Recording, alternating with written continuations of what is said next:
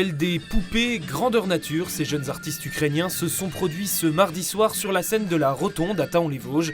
Danse traditionnelle, chant, acrobatie, un spectacle folklorique et solidaire proposé à l'initiative de l'association Lyuba Lor Ukraine qui n'avait plus eu lieu depuis 5 ans, faute aux événements que l'on connaît.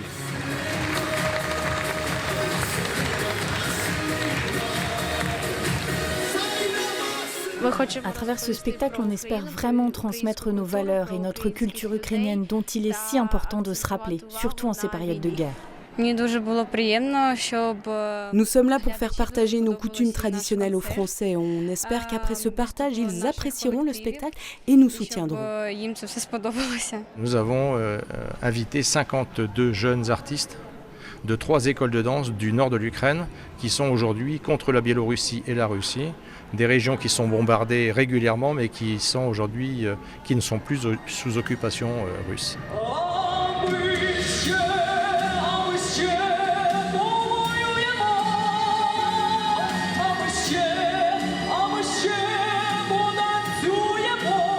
Une situation géopolitique qui a donc permis à ces jeunes de quitter leur territoire pour quelques semaines de répit dans notre région, où ils sont hébergés par des familles d'accueil, comme c'était le cas avant la crise.